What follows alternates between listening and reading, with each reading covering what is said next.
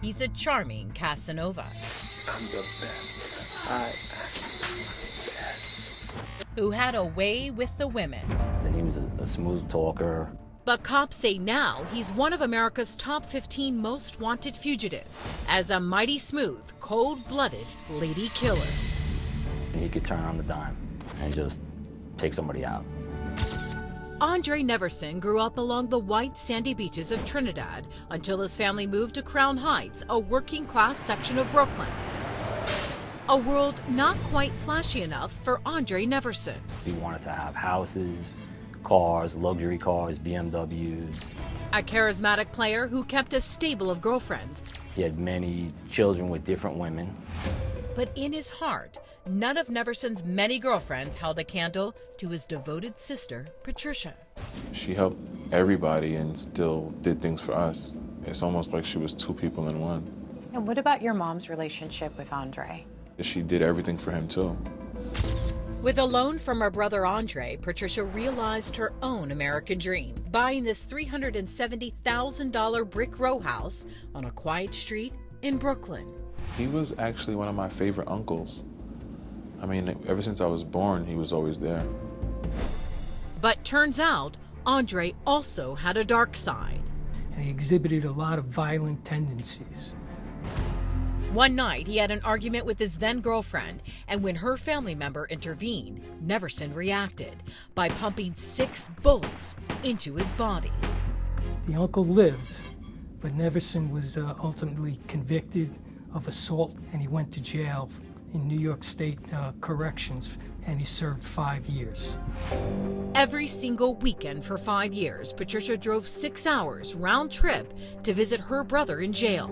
She's sending money for your books and bringing you groceries when she comes. Patricia was supporting him. And many of his girlfriends came to visit him, and Patricia was able to coordinate the scheduling. After serving his time, Neverson was deported to Trinidad, but within a year, he wormed his way right back into New York. How does he make his way back to the United States? He secured somehow a Jamaican passport, and he was able to get back into this country through Canada. Back on U.S. soil, Andre moved in with his loving sister Patricia, but the dazzle he once held in her eyes had dulled. She kind of didn't have that for 5 years. But she had to learn how to do things on her own. And with that independence came tensions between the two, all stemming from that loan Andre gave to his sister to buy the house. The deed was in his sister's name, and he was very, very angry about that for years. Patricia was diligently paying it back, but Andre didn't want the money. He wanted the deed. In his mind, I think he looked at that house as his road to success, how he could use that equity to grow that into a real estate mogul. And as he worked on ways to wrestle control of the house, he worked his charms on a pretty young nursing student named Donna Davis. I am very, very proud of my daughter. Donna's dad, Clyde, was very protective of his only daughter, so when Mr. Slick came around, he was not pleased. Did you ever have a bad feeling about him? To be truthful, I really didn't care for Andre. But as Andre and Donna's relationship was heating up, tensions between Andre and his sister were about to boil over. It just escalated things, and they got into an argument where there was no turning back. And on a steamy July evening in Brooklyn, Andre makes a chilling phone call to his father. Andre told them that he had killed his sister. Andre's dad calls 911 and rushes to the house to find his daughter in a pool of blood. There's no remorse. That's correct. Just a cold, callous killer. Yes. Cops say after coldly gunning down his sister, Andre flees the house, straight into the arms of the other loving woman in his life. That's when he got into an argument with Donna Davis in the car. But when Donna, a promising young nursing student, didn't turn up at home that evening, her parents grew concerned. My wife, she said, Clyde, Donna should be here already. Worried, Donna's mother calls the precinct to report her daughter missing. The Davis family knew nothing about Patricia's murder, but that would soon change. The parents had heard something had happened to Andre's sister, and putting two and two together, there was obvious concern. It wasn't long after Donna Davis went missing when a man walking his dog right in this area around 1 o'clock in the afternoon came across a body.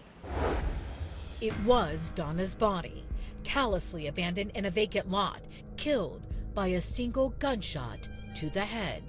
And what hurt me most of all, a dog found the body. Cops say Andre's motive to viciously gun down his sister was over the house. But what could be behind the senseless murder of his girlfriend? Emotions got involved, and unfortunately Donna was there at a bad time. U.S. Marshals scour the tri-state area, but soon the trail goes ice cold. Then a possible break. Several months later, someone spots the alleged killer right on his home turf, Brooklyn. He had broken into one of his girlfriend's apartments because he wanted to see his children. And then there was a dispute there, a 911 call went out, and then the hunt for him took a jump start again. Much to cops' frustration, the cunning criminal slips through their fingers again. Then, years passed with nothing, until another break lights up investigators, spots him in Jamaica. We had a team of marshals that went there. He was actually detained. But once again, Neverson slipped out of investigators' clutches, never to be located since. Andre Neverson is now 53 years old, and he's one of the top 15 most wanted in America, with a $25,000 reward for information leading to his capture. He's a dangerous man.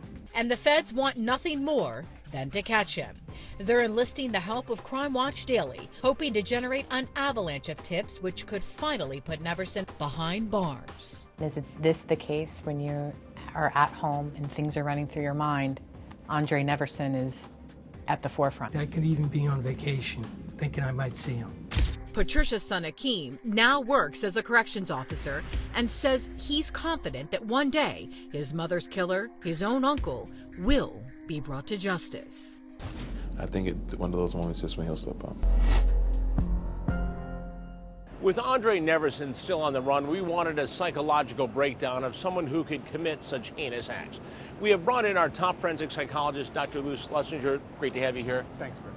You've spent years studying all types of killers. You've not studied Neverson, but he appears to be the worst of the worst. What drives a guy like this? Well, as I look at this case, I think this is a pure psychopath. And the problem with a psychopath is really twofold. Underneath, there's a lack of interpersonal bonding, interpersonal connectedness with other people. They function like a psychobiologic machine.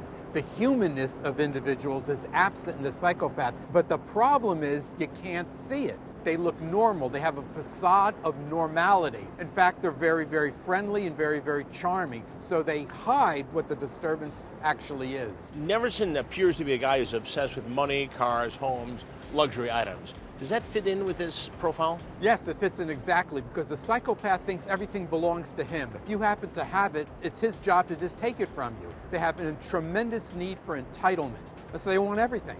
You mentioned that it's hard to detect people like this before they commit crimes, but are there behavioral traits that stick out?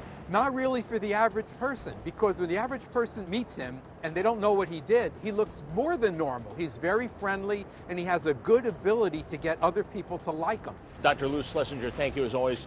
Here are the last pictures of Andre Neverson. He's considered to be armed and dangerous. If you've seen him or know where he might be, you're asked to call the U.S. Marshal Service at 1-800-336-0102, or you can submit a tip at crimewatchdaily.com. I'm Chris Hansen. If you like this story, make sure you tune in every day to Crime Watch Daily. You can find where the show airs in your city at crimewatchdaily.com.